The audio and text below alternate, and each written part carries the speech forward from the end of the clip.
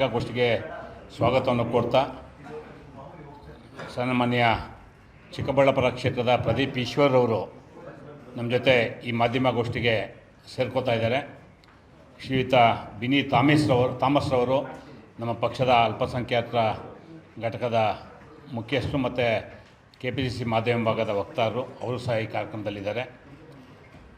ಎರಡು ವಿಷಯವನ್ನು ಪ್ರಸ್ತಾಪ ಮಾಡಿ ನಾನು ಮಾತಾಡ್ತೀನಿ. ಅದರ ನಂತರ ಪ್ರದೀಪ್ ಈಶ್ವರ್ ಅವರು ಮಾತಾಡೋರಿದ್ದಾರೆ. ಮೊದಲನೇದಾಗಿ ಪ್ರಿಯಾಂಕಾ ಖರ್ಗೆರವರು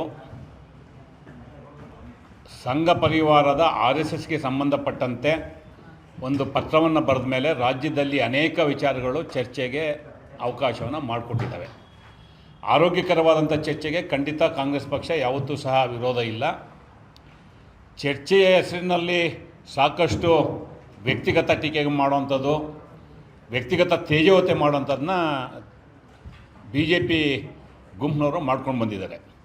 ಬಹುತೇಕ ಇದರ ಮುಂದುವರೆದ ಭಾಗವಾಗಿ ನಿನ್ನೆ ಕರ್ನಾಟಕ ಹೈಕೋರ್ಟು ಈ ಪ್ರಕರಣವನ್ನು 30ನೇ ತಾರೀಕು ಒಂದು ದಿನಾಂಕವನ್ನು ಕೊಟ್ಟು ನಿರ್ದೇಶನ ಕೊಟ್ಟ ನಂತರ ಛಲವಾದಿ ನಾರಾಯಣ ಸ್ವಾಮಿರವರು ಒಂದು ಪತ್ರಿಕಾಗೋಷ್ಠಿಯನ್ನು ಮಾಡಿ ಪ್ರಿಯಾಂಕಾ ಖರ್ಗೆರವ್ರ ಬಗ್ಗೆ ಮಾತಾಡಿದ್ದಾರೆ. ಹೆಚ್ಚು ನಾನು ಛಲವಾದಿಯವ್ರ ಬಗ್ಗೆ ಮಾತಾಡೋಕ್ಕೆ ಹೋಗೋದಿಲ್ಲ, ಯಾಕೆಂದರೆ almost is A rejected leader from all the party. ಅವ್ರಿಗೆ BJPನಲ್ಲಿ ಅನಿವಾರ್ಯವಾದಂಥ ಒಂದು ಶೆಲ್ಟರ್ ಸಿಕ್ಕಿದೆ. ಅವರು ಒಂದು ಪ್ರಶ್ನೆಯನ್ನು ಕೇಳಿದ್ದಾರೆ ನಿನ್ನೆ, ಪ್ರಿಯಾಂಕಾ ಖರ್ಗೆರವರು ಅಥವಾ ಮಲ್ಲಿಕಾರ್ಜುನ್ ಖರ್ಗೆರವರು ಯಾವುದಾದ್ರೂ ದಲಿತ ನಾಯಕರನ್ನ ಬೆಳೆಸಿದಾರ ಅನ್ನೋ ಪ್ರಶ್ನೆಯನ್ನು ಕೇಳಿದ್ದಾರೆ. ನಾನು ನೇರವಾಗಿ ಛಲವಾದಿ ನಾರಾಯಣ ಸ್ವಾಮಿರವ್ರಿಗೆ ಒಂದು ಪ್ರಶ್ನೆಯನ್ನು ಕೇಳ್ತೇನೆ, ಅದಕ್ಕೆ ಅವರು ಉತ್ತರ ಕೊಟ್ಬಿಟ್ರೆ ತದನಂತರ ಅವ್ರು ಹೇಳೋ ಎಲ್ಲ ಪ್ರಶ್ನೆಗೆ ಅವರಿನಿಂದಲೇ ಉತ್ತರ ಸಿಗುತ್ತೆ. ಕರ್ನಾಟಕದ ಬೇರೆ ದಲಿತರದು ಒಂದು ಕಡೆ ಇರಲಿ, ಸನ್ಮಾನ್ಯ ಛಲವಾದಿರವರು ಅವ್ರು ಹಾಕ್ಕೊಂಡಿರೋ ಬಟ್ಟೆಯಿಂದ ಹಿಡಿದು ಅವ್ರ ರಾಜಕೀಯ ಸ್ಥಾನಮಾನದವರಿಗೆ ಯಾರು ಅವ್ರನ್ನ ಬೆಳೆಸಿದ್ದು ಕರ್ನಾಟಕದಲ್ಲಿ ಅನ್ನೋದನ್ನು ಅವ್ರು ಹೇಳಬೇಕು. ಅವರು ಮಲ್ಲಿಕಾರ್ಜುನ್ ಖರ್ಗೆರವರಿಂದ ಬೆಳೆದ್ರ ಅಥವಾ ಇನ್ಯಾರಿಂದಲಾದ್ರು ಬೆಳೆದ್ರ? ಯಲಹಂಕ ಕ್ಷೇತ್ರದಲ್ಲಿ ಸೈಕಲ್ ತುಳ್ಕೊಂಡಿದ್ದಂತಹ ಛಲವಾದಿ ನಾರಾಯಣ ಸ್ವಾಮಿರವರಿಗೆ ರಾಜಕೀಯವಾಗಿ ಆಶ್ರಯ ಕೊಟ್ಟಂಥವ್ರು ಖರ್ಗೆರವರ ಬೇರೆಯವರ?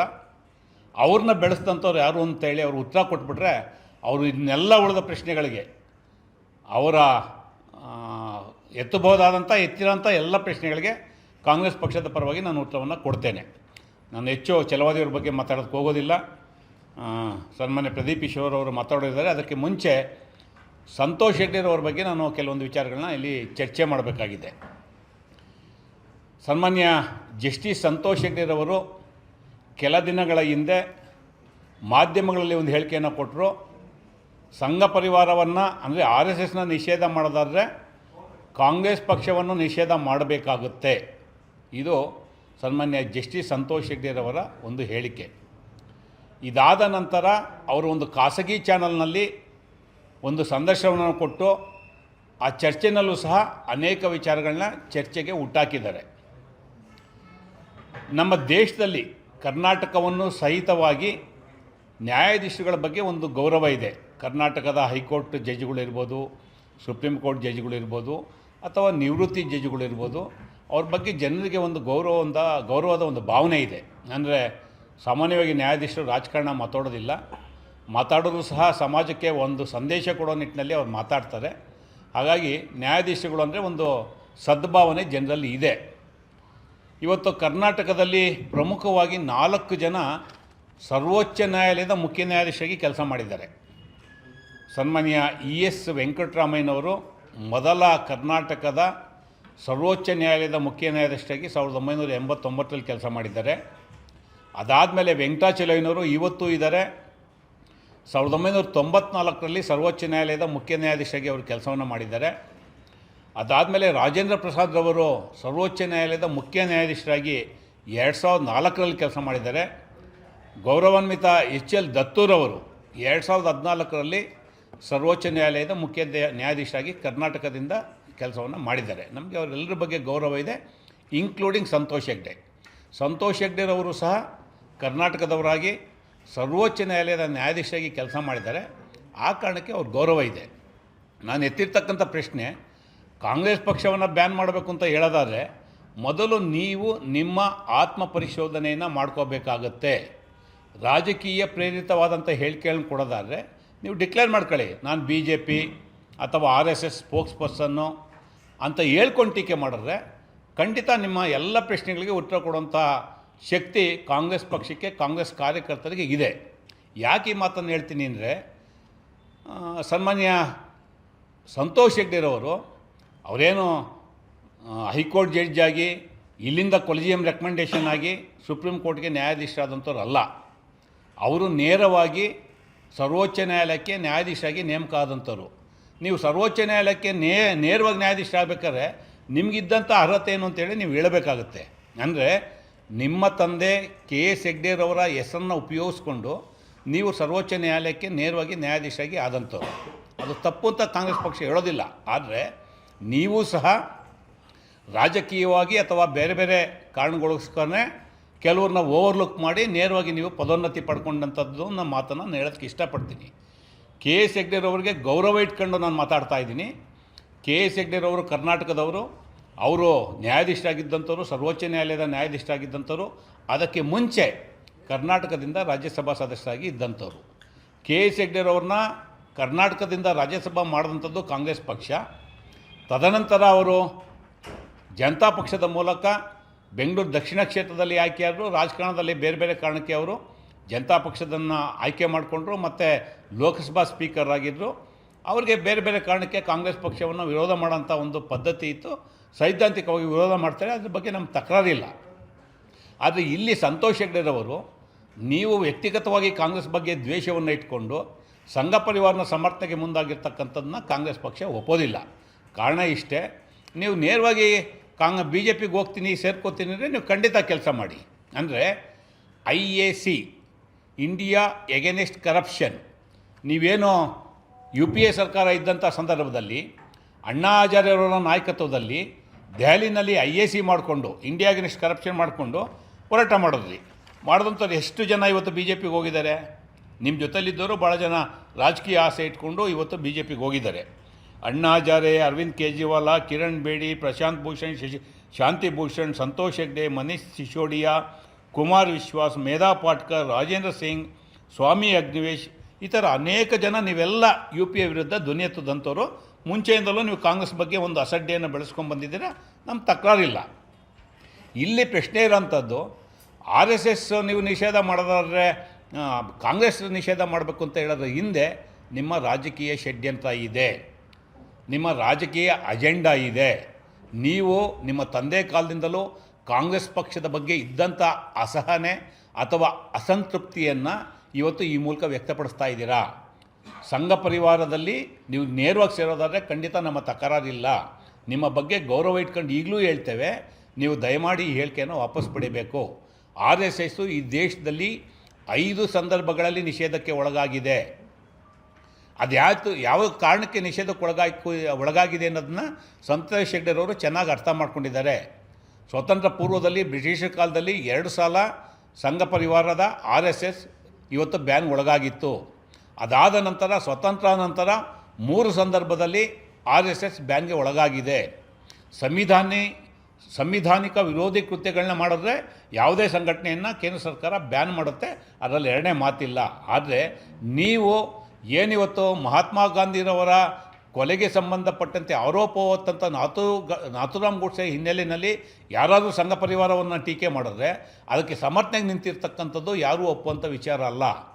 ನ್ಯಾಯಾಧೀಶಗಳಿಗೆ ನಮ್ಮ ಜನ ಏನು ಗೌರವ ಕೊಡ್ತಾ ಇದ್ದಾರೆ, ಆ ಗೌರವವನ್ನು ಉಳಿಸ್ಕೊಂಡು ನೀವು ನಡ್ಕೋಬೇಕಾಗುತ್ತೆ. ನೀವು ಪೂರ್ಣ ರಾಜಕಾರಣನೇ ಮಾತಾಡ್ತೀರಿ ಅಂದರೆ ಖಂಡಿತ ನಾವು ಕಾಂಗ್ರೆಸ್ ಪಕ್ಷ ಮುಕ್ತವಾಗಿದೆ. ನಿಮ್ಮ ರಾಜಕೀಯ ಪ್ರೇರಿತ ಹೇಳಿಕೆಯನ್ನು ಕಣ್ಣೇ ಮಾಡೋದು ಒಂದೇ ಅಲ್ಲ, ನಿಮ್ಮನ್ನು ಎಕ್ಸ್ಪೋಸ್ ಮಾಡೋಂಥ ಕೆಲಸವನ್ನು ಸಹ ಕಾಂಗ್ರೆಸ್ ಪಕ್ಷ ಮಾಡುತ್ತೆ. ನಾವು ನಿಮ್ಮನ್ನು ಎದುರಿಸುವಂಥ ಕೆಲಸ ಮಾಡ್ತಾ ಇಲ್ಲ. ನಮಗಿರ್ತಕ್ಕಂಥ ಪ್ರಶ್ನೆ, RSSನ ಯಾವ ಕಾರಣಕ್ಕೆ ಈ ದೇಶದಲ್ಲಿ 5 ಸಂದರ್ಭದಲ್ಲಿ ಬ್ಯಾನ್ ಮಾಡಿದ್ರು ಅಂತೇಳಿ ನೀವೇ ಹೇಳಿ. ಇವತ್ತು ಪ್ರಿಯಾಂಕಾ ಖರ್ಗೆರವರು ಪತ್ರ ಕೊಟ್ಟಿರ್ತಕ್ಕಂಥದ್ದು ಸಾಂವಿಧಾನಿಕ ವಿರುದ್ಧವಾದಂಥ ಕೆಲಸಗಳನ್ನ ಮಾಡಿದ್ರೆ ಅದ್ರ ಮೇಲೆ ಕ್ರಮ ತಗೋಬೇಕು ಅಂತೇಳಿ ಅವ್ರು ಬರೆದಿರ್ತಕ್ಕಂಥ ಒಂದು ಪತ್ರಕ್ಕೆ ತಲ್ಲಣಗೊಂಡಿರ್ತಕ್ಕಂಥ ಸಂಘ ಪರಿವಾರದವರು ಈ ಥರ ಬೇರೆ ಬೇರೆ ಅವ್ರ ಕೈಲಿ ಹೇಳಿಕೆ ಕೊಡಿಸೋವಂಥದ್ದು ಪರೋಕ್ಷವಾದಂಥ ದಾಳಿ. ಅದನ್ನು ಎದುರಿಸುವಂಥ ಶಕ್ತಿ ನಮ್ಗೆ ಇವತ್ತೂ ಇದೆ, ಮುಂದೆನೂ ಇರುತ್ತೆ. ಕಾಂಗ್ರೆಸ್ ಪಕ್ಷ ಯಾವತ್ತೂ ನಮ್ಮ ಸೈದ್ಧಾಂತಿಕ ಬದ್ಧತೆಯಿಂದ ಹಿಂದೆ ಹೋಗೋದಿಲ್ಲ. ಹಾಗಾಗಿ ನಾನು ಸಂತೋಷ್ ಹೆಗ್ಡೆರವರಿಗೆ ವಿನಂತಿ ಮಾಡ್ತೀನಿ, ಇವತ್ತು ನೀವು RSSನ ಬಗ್ಗೆ ಮಾತಾಡಬೇಕಾದ್ರೆ RSSನ ಸಂಘ ಪರಿವಾರದ ಸುಮಾರು 50 ಸಂಘಟನೆಗಳು ಈ ದೇಶದಲ್ಲಿ ಕೆಲಸ ಮಾಡ್ತಾ ಇದ್ದಾವೆ. ನೀವು ABP ಇರ್ಬೋದು, ವಿಶ್ವ ಹಿಂದೂ ಪರಿಷತ್ ಇರ್ಬೋದು, ಬೇರೆ ಬೇರೆ ಸಂಘಟನೆಗಳು ಇರ್ಬೋದು, ಬೇರೆ ಬೇರೆ ಹೆಸರಿನಲ್ಲಿ ಸ್ವದೇಶಿ ಮಂಚ್ ಇರ್ಬೋದು, ಸುಮಾರು 50 ಸಂಘಟನೆಗಳು ಇವತ್ತು ಸಂಘ ಪರಿವಾರದಲ್ಲಿ ಕೆಲಸ ಮಾಡ್ತಾ ಇದ್ದಾವೆ. ಅವ್ರು ಏನೇನು ಮಾಡ್ತಾ ಇದ್ದಾರೆ ಅಂತ ತಿಳ್ಕೊಂಡು ಆಮೇಲೆ ಮಾತಾಡಿ. ಇವತ್ತು ಏನೋ ಬೇರೆ ಬೇರೆ ಸಂದರ್ಭದಲ್ಲಿ ಅವ್ರನ್ನ ಬ್ಯಾನ್ ಮಾಡಬೇಕಾದ್ರೆ ಏಕಾಏಕಿ ಬ್ಯಾನ್ ಮಾಡಿರ್ತಕ್ಕಂಥದ್ದಲ್ಲ. ಕಾನೂನು ಸುವ್ಯವಸ್ಥೆಗೆ ಧಕ್ಕೆ ತಂದಂಥ ಸಂದರ್ಭದಲ್ಲಿ, ಸಮಾಜದಲ್ಲಿ ಶಾಂತಿ ವ್ಯವಸ್ಥೆಗೆ ಧಕ್ಕೆ ತಂದಂಥ ಸಂದರ್ಭದಲ್ಲಿ, ಕೋಮುಗಲಭೆಗೆ ಅವಕಾಶಗಳನ್ನ ಕೊಟ್ಟಂಥ ಸಂದರ್ಭದಲ್ಲಿ ಆ ಸಂಘ ಪರಿವಾರವನ್ನು ಬ್ಯಾನ್ ಮಾಡಿರ್ತಕ್ಕಂಥದ್ದು ದಾಖಲೆ ಮತ್ತು ಇತಿಹಾಸ. ನೀವೊಬ್ಬ ಸರ್ವೋಚ್ಚ ನ್ಯಾಯಾಲಯದ ನಿವೃತ್ತಿ ನ್ಯಾಯಾಧೀಶರಾಗಿ ವಾಸ್ತವವನ್ನು ತಿಳ್ಕೊಳ್ಳದಲ್ಲೇ ಕಾಂಗ್ರೆಸ್ ಮೇಲೆ ಟೀಕೆ ಮಾಡೋದು ಸಹಿತವಾಗಿ ಕಾಂಗ್ರೆಸ್ನ ಬ್ಯಾನ್ ಮಾಡಬೇಕಾಗುತ್ತೆ ಅಂತ ಹೇಳಬೇಕಾದ್ರೆ ಕಾಂಗ್ರೆಸ್ ಪಕ್ಷದ ಇತಿಹಾಸವನ್ನು ನಿಮ್ಮಿಂದ ಜನ ತಿಳ್ಕೊಬೇಕಾಗಿಲ್ಲ. ದಯಮಾಡಿ ನಿಮ್ಮ ಮೇಲೆ ಕಾಂಗ್ರೆಸ್ ವಿರುದ್ಧ ನಿಮ್ಗೆ ಅಸಹನೆ ಇದ್ದರೆ ಅದನ್ನು ನೇರವಾಗಿ ಹೇಳಿ. ನಮಗೆ ಗೊತ್ತಿದೆ KS ಹೆಗ್ಡೆರವರು, ನಿಮ್ಮ ತಂದೆಯರವರು ಯಾವ್ಯಾವ ಕಾರಣಕ್ಕೆ ಕಾಂಗ್ರೆಸ್ ಪಕ್ಷವನ್ನು ವಿರೋಧ ಮಾಡಿದ್ರು, ಯಾವ್ಯಾವ ಸಂದರ್ಭದಲ್ಲಿ ಕಾಂಗ್ರೆಸ್ ಪಕ್ಷದ ಮೇಲೆ ಆರೋಪ ಮಾಡಿದ್ರು, ಎಲ್ಲ ನಮಗೆ ಗೊತ್ತಿರ್ತಕ್ಕಂಥ ವಿಚಾರ. ಹಾಗಾಗಿ ರಾಜಕೀಯವಾಗಿ ನೀವು ಮಾತಾಡಿದ್ರೆ ರಾಜಕೀಯವಾಗಿ ಮಾತಾಡಿ. ನೀವು ಲೋಕಾಯುಕ್ತರಾಗಿ ಕೆಲಸ ಮಾಡುವಂಥ ಸಂದರ್ಭದಲ್ಲಿ ರಾಜೀನಾಮೆ ಕೊಟ್ರಿ 2010ರಲ್ಲಿ. ಯಾವ ಕಾರಣಕ್ಕೆ ನೀವು ವಾಪಸ್ ತೊಗೊಂಡ್ರಿ ರಾಜೀನಾಮೆನ? ಸನ್ಮಾನ್ಯ LK ಅಡ್ವಾಣಿರವರು ನಿಮಗೆ ಬರೆದಂಥ ಪತ್ರಕ್ಕೆ ಮತ್ತು ಅವರು ನಿಮ್ಮ ಜೊತೆ ಮಾಡಿದಂಥ ಸಂಭಾಷಣೆಗೆ ಗೌರವ ಕೊಟ್ಟು ರಾಜೀನಾಮೆ ವಾಪಸ್ ತಗೊಂಡ್ರಿ. ನೀವು BJP ಜೊತೆ ನೇರವಾಗಿ ಸಂಪರ್ಕ ಇಟ್ಕೊಂಡ್ರೆ ಖಂಡಿತ ನಮ್ಮ ತಕರಾರಿಲ್ಲ. ಆದರೆ ಈ ದೇಶದ ಮತ್ತು ರಾಜ್ಯದ ಜನ ನ್ಯಾಯಾಧೀಶರ ಬಗ್ಗೆ ಇರ್ತಕ್ಕಂಥ ಭಾವನೆಗೆ, ಗೌರವಕ್ಕೆ ಧಕ್ಕೆ ತರುವಂಥ ಪ್ರಯತ್ನವನ್ನು ಮಾಡಬೇಡಿ. ರಾಜಕಾರಣ ಮಾಡಿದರೆ ನೇರವಾಗಿ ಮಾಡಿ ಅಂತೇಳಿ ನಾನು ಸಂತೋಷ್ ಹೆಗ್ಡೆರವರಿಗೆ ವಿನಂತಿಯನ್ನು ಮಾಡ್ತಾ, ಅವರ ಹೇಳಿಕೆಯನ್ನು ಕಾಂಗ್ರೆಸ್ ಪಕ್ಷ ಖಂಡಿಸುತ್ತೆ. ಇಂಥ ಹೇಳಿಕೆಯನ್ನು ಅವ್ರು ಹಿಂದೆ ಪಡಿಬೇಕು ಅಂತೇಳಿ ನಾನು ಕಾಂಗ್ರೆಸ್ ಪಕ್ಷದ ಪರವಾಗಿ ಅವ್ರಿಗೆ ಒತ್ತಾಯ ಮಾಡ್ತೇನೆ. ಸನ್ಮಾನ್ಯ ಪ್ರದೀಪ್ ಈಶ್ವರ್ ಅವರು ಮಾತಾಡ್ತಾರೆ. ಆಮೇಲೆ ತಮ್ಮ ಪ್ರಶ್ನೆಗಳೇನಾರಿದ್ದರೆ ನಾನು ಖಂಡಿತ ಉತ್ತರವನ್ನು ಕೊಡ್ತೇನೆ.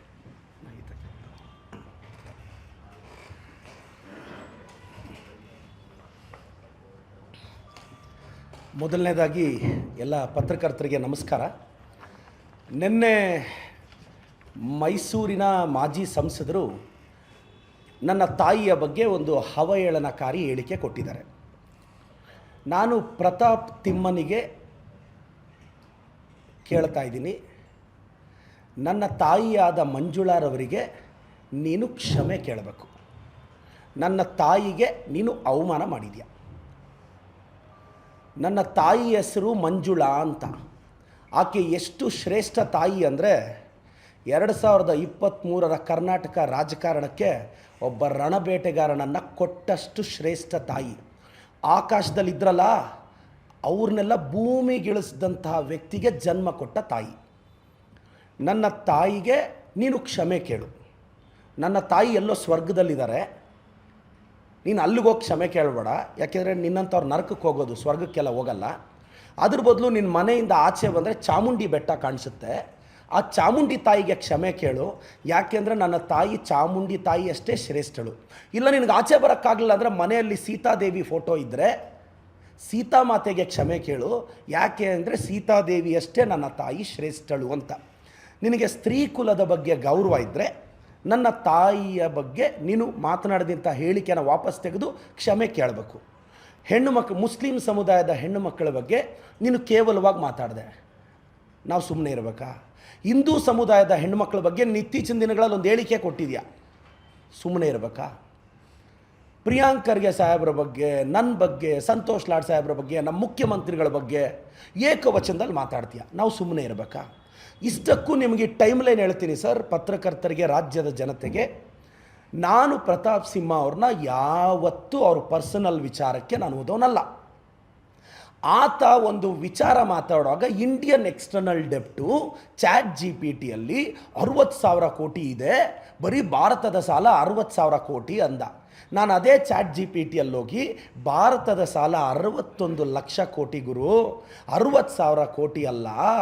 60,000 ಕೋಟಿ ಅಂದರೆ ನಮ್ಮ ಬ್ಯಾಂಗ್ಳೂರ್ದು ಬಡ್ಜೆಟ್ಟು. ಅಷ್ಟು ಸಾಲ 61 ಲಕ್ಷ ಕೋಟಿ ಅಂದರೆ ಆವತ್ತು ಪ್ರತಾಪ್ ಸಿಂಹ ಅವರು ಮೈಸೂರಲ್ಲಿ ಅಪ್ಪನ ಬಗ್ಗೆ ಡೌಟ್ ಇದ್ದರೆ ಅಪ್ಪನ ಗೊತ್ತಿಲ್ಲದೆ ಇರೋರು ಅಂತ ಮಾತಾಡ್ದೆ. ನಾನಾದರೂ ಲಿಮಿಟ್ ದಾಟಲಿಲ್ಲ. ಮಾರನೇ ದಿನ ಆಸ್ತಿಯಲ್ಲಿ ಭಾಗ ಬೇಕಾ ಗುರು ಅಂದೆ. ಹಂಗೆ ಯಾಕಂದೆ? ನಮ್ಮ ಚಿಕ್ಕಪ್ಪ ಮಗನ ಥರ ಸ್ವಲ್ಪ ಪ್ರತಾಪ ಕಾಣಿಸ್ದ, ಆ ಭಾವನೆಯಲ್ಲಿ ಹೇಳ್ದೆ. ನಿನ್ನೆ ಆತ ಏನು ಹೇಳ್ದ? ಅವ್ರ ತಂದೆಯವರೇನೋ ಚಿಕ್ಕಬಳ್ಳಾಪುರಕ್ಕೆ ಬಂದಿದ್ದರೆ ನಾನು ಸುಂದರವಾಗಿ ಹುಟ್ಟಿದ್ದೆ ಅಂತ. ನೀನು ತ್ರಿಪುರ ಸುಂದರನ ಗುರು, ನೀನು ಮಾತನಾಡ್ದಂಗೆ ನಾನು ಮಾತಾಡಲ್ಲ ಅಂದೆ. ನೀವು ಗಮನಿಸಿ ನೋಡಿ, ನನ್ನ ಭಾಷೆಯಲ್ಲಿ ಎಲ್ಲಾದರೂ ಅಟ್ಲೀಸ್ಟ್ ಡಿಫಮೇಷನ್ ಅಟ್ರ್ಯಾಕ್ಟ್ ಆಗುವಂಥ ಪದನೂ ನಾನು ಬಳಸಿಲ್ಲ. ನೆನ್ನೆ ಹೇಳ್ದೆ ಕತ್ಲಲ್ಲಿ ಅವನು ಕಾಣಿಸಲ್ಲ ಅಂದೆ. ನಾನು ಹೇಳಿದೆ ಕತ್ಲಲ್ಲಿ ನನ್ನನ್ನು ಯಾಕೆ ಹುಡುಕ್ತೀಯ ಗುರು ಅಂದೆ. ನಾನು ಹಂಗಲ್ಲ ಅಂದೆ. ನಮ್ಮನ್ನೂ ಹುಡುಕೋ ಅಷ್ಟು ಬರ ಬಂದಿದೆಯಾ ಅಂದೆ. ನಿನಗೆ ನಾವು ಬೇಕಾದ್ವಾ ಅಂದೆ. ಇದು ಅಸಭ್ಯನಾ ಹೇಳಿ? ಇದರ ಅರ್ಥ ಏನು ಅಂತ ChatGPT ಯಾಕೆ ಗುರು? ನಮ್ಮನ್ನು ಹುಡುಕೋ ಅಷ್ಟು ಬರ ಅಂದರೆ ಏನು ಅಂತ ಹೊಡಿ. ನೀನು ಏಕವಚನದಲ್ಲಿ ಮಾತಾಡಿದೆ, ಫ್ರಸ್ಟ್ರೇಟಾಗಿ ಮಾತಾಡ್ತೀಯ. ಅದೇನೋ ಮುಳ್ಳಂದಿ ಅಂತ ಮಾತಾಡಿದ್ರು. ನನ್ನ ಹೇರ್ ಸ್ಟೈಲ್ ನೋಡು ಮಗ, ನೆನ್ನೆ ಪ್ರೆಸ್ ಮೀಟ್ ನಿನ್ನ ಹೇರ್ ಸ್ಟೈಲ್ ನೋಡು. ಈ ಕಡೆ ಸ್ಪೈಕ್ಸ್ ಹೋಗಿರುತ್ತಲ್ಲ ನಿನ್ನ ಕೂದಲು, ಮುಳ್ಳಂದಿ ಫೀಚರ್ಸ್ ಹೇಳ್ತೀನಿ ಕೇಳಿಸ್ಕೊ. ಹಂಗೆ ಎದ್ದು ಬಂದು ಪ್ರೆಸ್ ಮೀಟ್ ಮಾಡೋದು. ಮುಳ್ಳಂದಿ ಫೀಚರು, ಆ ಕೂದಲು ಒಂದು ಈ ಕಡೆ ಒಂದು ಈ ಕಡೆ, ಇವೆಲ್ಲ ಮುಳ್ಳಂದಿ ಫೀಚರ್ಸ್ ಮಗ. ನಾನು ಬಯಾಲಜಿ ಲೆಕ್ಚರರ್, ಅದಕ್ಕೆ ಹೇಳ್ತಾ ಇದ್ದೀನಿ. ಕಾರಣ ಇಲ್ಲದೆ ಟಿಕೆಟ್ ಮಿಸ್ ಆಗೋದು ಮುಳ್ಳಂದಿ ಫೀಚರ್. ಟಿಕೆಟ್ ಯಾಕೆ ಮಿಸ್ ಆಯಿತು ಅಂತ ಯಾರೋ ಬುಕ್ ಬರೆದ್ರೆ ಅದಕ್ಕೆ ಸ್ಟೇ ತರೋದು. ಇದು ಫೀಚರ್ಸ್ ಆಫ್ ಮುಳ್ಳಂದಿ. ChatGPT ಸಿಕ್ತಪ್ಪ. ನೀನು ನನ್ನ ತಾಯಿಗೆ ಬಹಿರಂಗವಾಗಿ ಕ್ಷಮೆ ಕೇಳು. ನನಗೆ ನಂಬಿಕೆ ಇದೆ ನನ್ನ ತಾಯಿ ಕ್ಷಮಿಸ್ತಾಳೆ. ಬಟ್ ನಾನು ಕ್ಷಮಿಸಲ್ಲ ಮಗ. ನಾನು ಓಕೆ, ನೀನು ನಿಲ್ಲಿಸಿದ್ರೆ ನಾನು ನಿಲ್ಲಿಸ್ತೀನಿ. ಸಿದ್ದರಾಮಯ್ಯ ಸಾಹೇಬ್ರ ಬಗ್ಗೆ ಕೇವಲವಾಗಿ ಮಾತಾಡಿದೆ. ಒಂದು ಅಹಿಂದ ನಾಯಕನ ಬಗ್ಗೆ ನೀನು ಸಿಂಗ್ಯುಲರಾಗಿ ಮಾತಾಡಿದೆ. ನೋಡ್ಕೊಂಡು ಸೈಲೆಂಟಾಗಿ ಕೂರ್ತೀವ ನಾವು? ಮಲ್ಲಿಕಾರ್ಜುನ್ ಖರ್ಗೆ ಸಾಹೇಬ್ರ ಬಗ್ಗೆ ಮಾತಾಡೋವಾಗ ನೀನು, ಪ್ರಿಯಾಂಕ್ ಸಾಹೇಬ್ರ ಬಗ್ಗೆ ಮಾತಾಡುವಾಗ ಅವರಪ್ಪ ಅಂತ ಯಾಕೆ ಮಾತಾಡ್ತೀಯ ನೀನು? ಅಂದರೆ ನಿನಗೆ ಕಾಮನ್ ಸೆನ್ಸ್ ಇಲ್ವಾ? AICC ಅಧ್ಯಕ್ಷರ ವಯಸ್ಸು ಗೊತ್ತಾ ನಿನಗೆ? ವಯಸ್ಸು ಗೊತ್ತಾ? ಅಪ್ಪ ಇದು ಅಂತ ಮಾತಾಡ್ಬೋದು. ನೀವು ಮುಸ್ಲಿಂ ಸಮುದಾಯದ ಹೆಣ್ಮಕ್ಳನ್ನ ಹೆಂಗ್ರಿ ಮಾತಾಡೋದು? ನೀವು ಆ ಯತ್ನಾಳ್ ಹಿಂದೂ ಇಲ್ಲಿ ಹೆಂಗ್ರಿ ಮಾತಾಡೋದು? ಅವ್ರ ಮನೆ ಹೆಣ್ಮಕ್ಳ ಗೌರವ ಇಲ್ವೇನ್ರಿ? ಏನಾದರೂ ಮಾತಾಡಿದ್ರೆ ಹೆಣ್ಮಕ್ಳ ಬಗ್ಗೆ ಮಾತಾಡ್ತೀರ ಬಾಯಿಗೆ ಬಂದಂಗೆ. ಏನಾದರೂ ಮಾತಾಡಿದ್ರೆ ಮೊನ್ನೆ ಪ್ರತಾಪ್ ಸಿಂಹ ಅವರು ನನ್ನ ಬಗ್ಗೆ ಹಾಕಿರೋ ಕಾಮೆಂಟ್ನೆಲ್ಲ ಪೇಸ್ಟ್ ಮಾಡಿಕೊಂಡ. ಅಲ್ಲ ಗುರು, ನೀನೇ ಫೇಕ್ ಐಡಿಗಳು ಕ್ರಿಯೇಟ್ ಮಾಡಿಕೊಂಡು, ನೀನೇ ಫೇಕ್ ಕಾಮೆಂಟ್ಗಳು ಹಾಕ್ಕೊಂಡು, ನೀನೇ ಪೋಸ್ಟ್ ಮಾಡ್ಕೊಳ್ಳೋ ದರಿದ್ರ ಬಂತ ನಿನಗೆ. ಎಲ್ಲರೂ ಬೇರೆ ರಿಕ್ವೆಸ್ಟ್ ಮಾಡೋದು, ನನ್ನ ಪರವಾಗಿ ನಿಂತ್ಕೊಳ್ಳಿ, ಕಾಮೆಂಟ್ ಹಾಕಿ. ಒಂದು ಕಾಮೆಂಟ್ಗೆ 60 ಪೈಸೆ ಕೊಡ್ತಾನೆ ಪ್ರತಾಪ್ ಸಿಂಹ, ನಾನು ಪ್ರೂವ್ ಮಾಡ್ತೀನಿ. ಒಂದು 500ರಿಂದ 600 ಪೇಡ್ ಕಾಮೆಂಟ್ಸ್ ಇರ್ತವೆ. ಗುರು, ನಮಗಂತ ದರಿದ್ರ ಬಂದಿಲ್ಲ ಗುರು. ಜನ ನಮ್ಮನ್ನು ಬೈದರು ಬಯಸ್ಕೊತೀವಿ, ಹೊಗಳಿದ್ರು ಆರ್ಗ್ಯಾನಿಕ್ ಆಗಿರಬೇಕು ನಮ್ಮ ಬಗ್ಗೆ. ನಾನೇ ಕಾಮೆಂಟ್ಸ್ ಹಾಕ್ಸ್ಕೋಬೇಕು ಅಂತ ಡಿಸೈಡ್ ಮಾಡಿದ್ರೆ ನೀನು ಬೇಜಾರಾಗ್ಬಿಡ್ತೀಯ. ಬಟ್ ರಾಜಕಾರಣ ಅದಲ್ಲ. ನಿನಗೆ ರಾಜಕಾರಣದಲ್ಲಿ ಹೈಕೋರ್ಟ್ ಒಂದು ಮಾತು ಹೇಳಿದೆ, ದಪ್ಪ ಚರ್ಮ ಇರಬೇಕು ಅಂತ. ನಿನಗಿದೆಯಾ? ಯಾರಾದರೂ ಮಾತಾಡಿದ್ರೆ ಸ್ಟೇ ತರ್ತೀಯ. ನನ್ನ ಬಗ್ಗೆ ಹೋಗಿ ಡಿಫಮೇಷನ್ ಹಾಕಿದೆ. ಸರ್, ನನ್ನ ಮೇಲೆ ಡಿಫಮೇಷನ್ ಹಾಕಿದ್ದ, ನಾನು ಸ್ಟೇ ಮಾಡಿದ್ದೀನಿ. ಮೊನ್ನೆ ಹೈಕೋರ್ಟ್ ಕ್ವ್ಯಾಶ್ಗೆ ಹಾಕಿದ್ರೆ ಮೀಡಿಯೇಷನ್ಗೆ ಕಳಿಸಿದ್ರು. ನಾನು ಹೇಳಿದೆ, ನಾನು ಯಾವುದೇ ಕಾರಣಕ್ಕೆ ಪ್ರತಾಪ್ ಸಿಂಹ ಕೇಳಿದೆ, ನಾನು ಸಾರಿ ಹೇಳಬೇಕು, ನಾನು ಹೇಳಲ್ಲ, ಟ್ರಯಲ್ಗೆ ಹೋಗಲಿ ಅಂತ. ಮೀಡಿಯೇಷನ್ ಫೇಲ್ ಆಯಿತು ಲಾಸ್ಟ್ ವೀಕ್. ಟ್ರಯಲ್ ನಡೀತಿದೆ ನೋಡೋಣ. ಈತ ಪಾರ್ಲಿಮೆಂಟ್ ಅಟ್ಯಾಕ್ಗೆ ಪಾಸ್ ಕೊಟ್ಟಾಗ ನಾವು ಪ್ರಶ್ನೆ ಮಾಡಿದ್ರೆ ತಪ್ಪ? ಸಿದ್ದರಾಮಯ್ಯ ಸಾಹೇಬ್ರ ಬಗ್ಗೆ, ಸರ್ ಮುಸ್ಲಿಂ ಸಮುದಾಯದವ್ರಿಗೆ ಈ ದೇಶದಲ್ಲಿ ಗೌರವ ಇದೆ ಸರ್, ಇವ್ರು ಬಾಯಿಗೆ ಬಂದಂಗೆ ಬೈದರೆ ಯತ್ನಾಳವರು ಇವರೆಲ್ಲ RSS ಅಲ್ಲಿ ಕಲ್ತಿದ್ದೇನಾ? ನಮ್ಮ ಪ್ರಿಯಾಂಕ್ ಸಾಹೇಬ್ರನ್ನ ಟಾರ್ಗೆಟ್ ಮಾಡಿದ್ದೀರಾ. ನಾವೇನು ಕೇಳ್ತಾ ಇದ್ದೀವಿ? RSS ಬ್ಯಾನ್ ಮಾಡ್ತೀವಿ ಅಂತ ಎಲ್ಲಾದರೂ ಹೇಳಿದ್ದೀವ? ಸರ್ಕಾರಿ ಶಾಲೆಯ ಪ್ರಿಮಿಸಿಸಲ್ಲಿ RSSನ ನಡೆಸಬೇಡಿ ಅಂದಿದ್ದೀವಿ. RSS ಎಲ್ಲ ಯಾವುದು ನಡ್ಸಕ್ಕೆ ಬಿಡಲ್ಲ. ನೀವು RSS ಬ್ಯಾನ್ ಅಂತ ಯಾಕೆ ಪ್ರೊಜೆಕ್ಟ್ ಮಾಡ್ತಾ ಇದ್ದೀರಾ? ಹೋಗ್ಲಿ, ನೀವು RSS ರಿಜಿಸ್ಟ್ರೇಷನ್ ಕಾಪಿ ಎಲ್ಲಿ ಅಂತ ಕೇಳಿದ್ವಿ, ಯಾಕೆ ಕೊಡ್ತಾ ಇಲ್ಲ? ಬೇರೆಯವನು ಯಾರಾದರೂ ರಿಜಿಸ್ಟ್ರೇಷನ್ ಇಲ್ಲದೆ ಅಕೌಂಟಿಗೆ ದುಡ್ಡು ತೊಗೊಂಡ್ರೆ, ಜಮೀನು ತೊಗೊಂಡ್ರೆ, ಆಸ್ತಿ ತೊಗೊಂಡ್ರೆ, ಬಿಲ್ಡಿಂಗ್ ಕಟ್ಟಿದ್ರೆ ನಿಮ್ಮ IT ಹಿಡಿಯೋರು ಸುಮ್ಮನೆ ಬಿಡ್ತೀರಾ? ಬಿಡಲ್ಲ. ನಾವು ಅದನ್ನು ಪ್ರಶ್ನೆ ಮಾಡಿದ್ರೆ ತಪ್ಪ? ಸರ್ಕಾರಿ ಶಾಲೆ ಮಕ್ಕಳಿಗೆ ಟೈಮ್ ಟೇಬಲ್ ಡಿಸ್ಟರ್ಬ್ ಆಗುತ್ತೆ, ನೀವು RSS ಅವರಲ್ಲಿ ಮಾಡಬೇಡಿ. ಅಶೋಕಣ್ಣನ NPS ಅಲ್ಲೋ ಇಲ್ಲ ಸೋಮಣ್ಣನ NPS ಅಲ್ಲೋ ಹೋಗಿ ಮಾಡ್ಕೊಳ್ರಪ್ಪ, ನಮ್ದೇನು ಅಭ್ಯಂತರ. ಸೋಮಣ್ಣ ನಿಮ್ಮ NPS ಅಲ್ಲಿ ಜಾಗ ಕೊಡಿ, ಅಶೋಕಣ್ಣ ಉತ್ತರಹಳ್ಳಿ ಇರೋರು ನಿಮ್ಮ NPSಗೆ ಜಾಗ ಕೊಡಿ, ಬೇಡ ಅಂದವ್ರು ಯಾರು? ನಾವು ಹೇಳಿದ್ರೆ ನಮ್ಮ ಪ್ರಿಯಾಂಕ್ ಸಾಹೇಬ್ರ ಬಗ್ಗೆ ತೇಜೋವಧೆ ಮಾಡಿದ್ರಿ. ಇನ್ನು ಆ ಸೋಷಿಯಲ್ ಮೀಡಿಯಾದಲ್ಲಿ ಮಾನ್ಯ ಯತ್ನಾಳು, ಪ್ರತಾಪ್ ಸಿಂಹ ಅವರು ಆ ಫೇಕ್ ಕಾಮೆಂಟ್ಗಳ ಸುರಿಮಳೆ. ಅಲ್ಲಿ ನಮ್ಮ ತಾಯಿ ಬಗ್ಗೆನೂ ಕೇಳ್ತಾರೆ, ನಮ್ಮ ಮನೆಯವ್ರ ಬಗ್ಗೆನೂ ಕೇಳ್ತಾರೆ, ನಮ್ಮ ಬಗ್ಗೆನೂ ಕೇಳ್ತಾರೆ. RSS ಇದೇನ್ರಿ ನಿಮಗೆ ಕಲ್ಚರ್ ಕಲಿಸ್ಕೊಟ್ಟಿದ್ದು? ಇವರೆಲ್ಲ RSS ಚಡ್ಡಿಗಳು ಹಾಕ್ಕೊಂಡು ಮಾರ್ಚ್ ಮಾಡ್ತಾರಲ್ಲ, ಸಿ ಟಿ ರವಿ ಭಾಷೆ ಮೇಲೆ ಇಡ್ತಾ ಇದೆಯಾ? ಸೆಷನ್ನಲ್ಲಿ ಒಂದು ಹೆಣ್ಣು ಮಗಳ ಬಗ್ಗೆ ಏನು ಮಾತಾಡಿದ್ರು ಸಿ ಟಿ ರವಿ? ಇದು RSS ನಿಮಗೆ ಕಲಿಸಿದ ಶೈಲಿನಾ? RSS ಇದ ಹೇಳ್ಕೊಡ್ತಾ ಇರೋದು. ಪ್ರಿಯಾಂಕ್ ಖರ್ಗೆ ಸಾಹೇಬ್ರ ಜೊತೆ ನಾವು ನಿಂತಿದ್ದೀವಿ. ಪ್ರಿಯಾಂಕ್ ಖರ್ಗೆ ಸಾಹೇಬ್ರ ಸ್ಟೇಟ್ಮೆಂಟ್ಗೆ ನಮ್ಮ ಸಹಮತ ಇದೆ. ಮೂರನೇದು BJP ಅವರು ಆರ್ ಅಶೋಕ್ ಜ್ಯೋತಿಷಾಲಯ, ಪದ್ಮನಾಭನಗರ. ಅಶೋಕಣ್ಣ, ನಮಗೆ ಮೊನ್ನೆ ಬರ ಪರಿಹಾರದ್ದು ನಮಗೆ 384 ಕೋಟಿ ಕೊಟ್ಟರು, ಮಹಾರಾಷ್ಟ್ರಕ್ಕೆ 1544 ಕೋಟಿ ಕೊಟ್ಟರು. ಇಂಥ ಪಾರ್ಶಿಯಾಲಿಟಿ ಯಾಕೆ ಅಂತ ನಿಮ್ಮ ಜ್ಯೋತಿಷ್ಯಾಲಯದಲ್ಲಿ ನಿಮಗೆ ಯಾರು ಜಾತಕ ಹೇಳಲಿಲ್ವಾ? ನೀವು ರಿಯಾಕ್ಟ್ ಆಗಲ್ಲ. ಅದೊಂದು ದೊಡ್ಡ ಅಚೀವ್ಮೆಂಟ್ ಅಂತ ಬರ್ಕೊತೀರ. ಏನಾದರೂ ಮಾತಾಡಿದ್ರೆ RDPR ಸಾಧನೆ ಸರ್, ಎಕ್ಸ್ಪೋರ್ಟ್ಸಲ್ಲಿ ಕರ್ನಾಟಕದ್ದು 38%, ನಾವು ಎಕ್ಸ್ಪೋರ್ಟ್ಸಲ್ಲಿ ನಂಬರ್ 1. ಪಂಚಾಯತ್ ರಾಜ್ ವಿಕೇಂದ್ರೀಕರಣದಲ್ಲಿ ಕರ್ನಾಟಕ ನಂಬರ್ 1. ಪರ್ ಕ್ಯಾಪಿಟಲ್ ಇನ್ಕಮಲ್ಲಿ ಕರ್ನಾಟಕ ನಂಬರ್ 1. ಗ್ರಾಮ ಪಂಚಾಯಿತಿ ಅಭಿವೃದ್ಧಿಯಲ್ಲಿ ಕರ್ನಾಟಕ ನಂಬರ್ 1.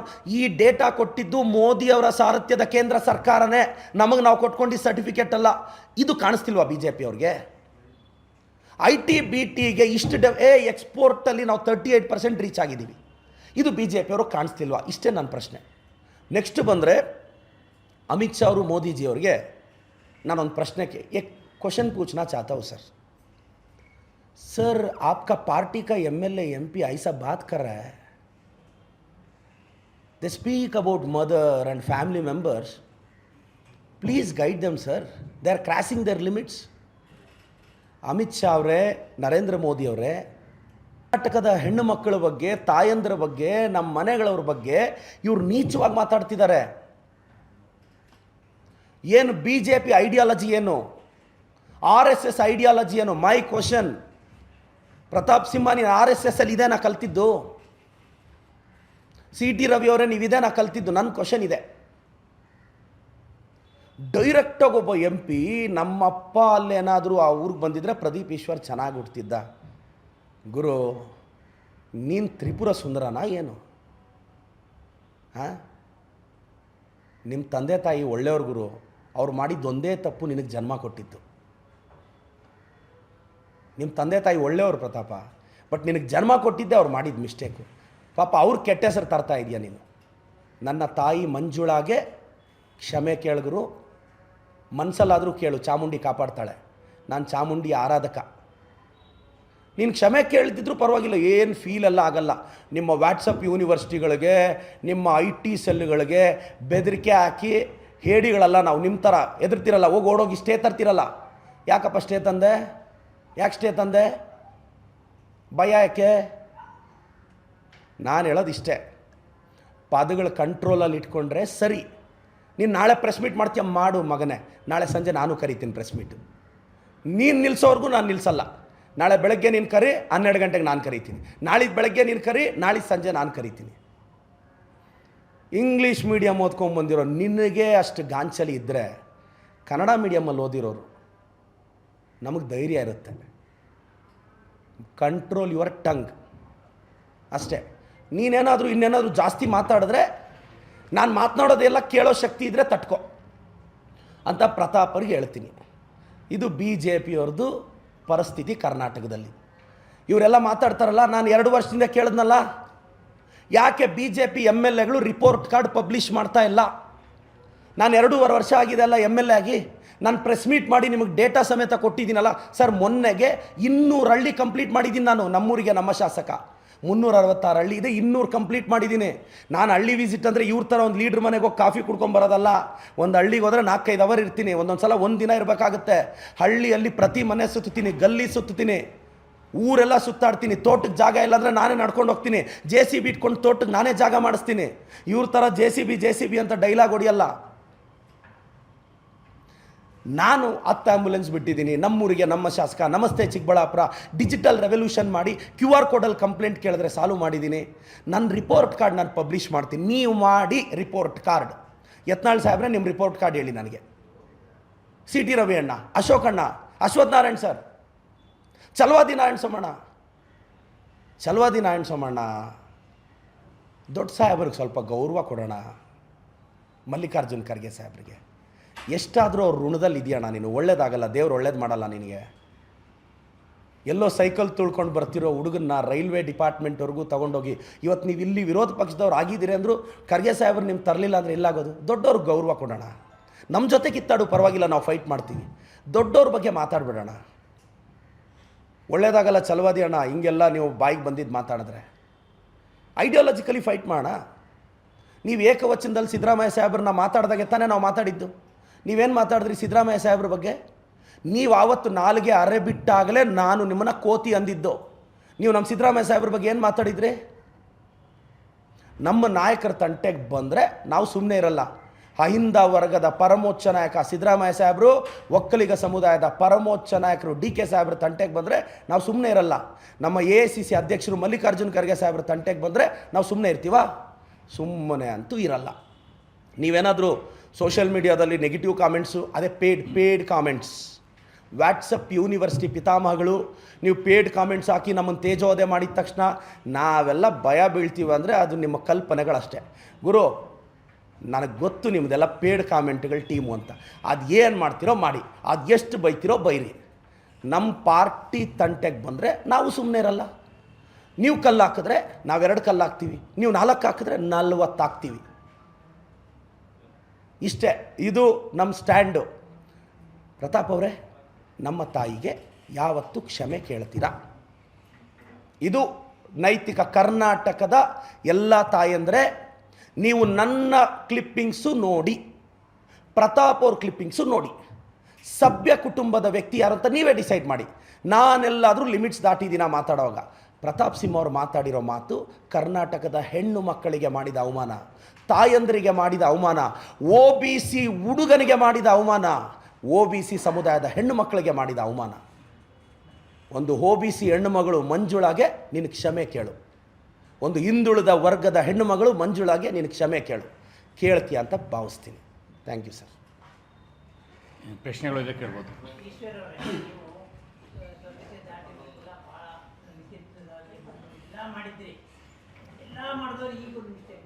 ಏನು ಮಾಡಿದೆ ಸರ್? ಇಲ್ಲ ನೋಡಿ, ನೀವು ಒಂದು ನಿಮಿಷ. ಇಲ್ಲ, ನಾನು ಮಗನೇ ಅನ್ನೋದು, ನೀವು ನನ್ನ ಮೋಟಿವೇಶನ್ ವಿಡಿಯೋ ನೋಡಿ.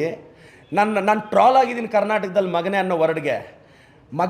ಮಗನೇ ಅನ್ನೋ ಪದ, ನೀವು ಮಾಧ್ಯಮ ಮಿತ್ರರಿದ್ದಾರೆ, ಅವರು ಈ ವರ್ಡಲ್ಲೇ ನನ್ನ ಸೋಷಿಯಲ್ ಮೀಡಿಯಾ. ಸರ್, ನಾನೊಬ್ಬ ಟೀಚರ್, ಮೋಟಿವೇಶ್ನಲ್ ಸ್ಪೀಕರ್. ನಾನು ಮಾತಾಡುವಾಗ ಮೋಟಿವೇಶನ್ ಪ್ರತಿ ಲೈನಿಗೆ ಮುಂಚೆ ಮಗ ಅಂತೀನಿ, ಮಗನೇ ಅಂತೀನಿ. ಇದು ಅಸಭ್ಯ ಪದ ಅಲ್ಲ. ಮಗನೇ ಅನ್ನೋದು ನನ್ನ ಮೋಟಿವೇಶನ್ನಲ್ಲಿ ಟ್ಯಾಗ್ ಲೈನ್. ನಾನು ನಿಮಗೆ ಸುಳ್ಳು ಹೇಳ್ತಿದ್ದೀನಿ ಅಂದರೆ ನೀವು ಬೇಕಂದರೆ ಸೋಷಿಯಲ್ ಮೀಡಿಯಾದಲ್ಲಿ ಕಳೆದ 5 ವರ್ಷದ ನನ್ನ ವೀಡಿಯೋ ನೋಡಿ, ಮಗ ಚೆನ್ನಾಗಿ ಓದಬೇಕು ಅಂತೀನಿ. ನನ್ನನ್ನು ಟ್ರಾಲ್ ಮಾಡೋದೇ ಹಂಗೆ. ಇದು ಅಸಭ್ಯ ಅಲ್ಲ ಸರ್. ಹಂಗಾದರೆ ನಾನು ಪ್ರೀತಿಯಿಂದ ಮಗನೇ ಆಯ್ತಾ ಸರ್? ಇಲ್ಲ ಸರ್, ಅದು ಮಗನೇ ಅನ್ನೋದು ಪ್ರೀತಿಯಿಂದ ಸರ್. ನೆಕ್ಸ್ಟ್ ಬೇರೆ ಏನೋ ಪ್ರಶ್ನೆ? Thank you sir. Thank you.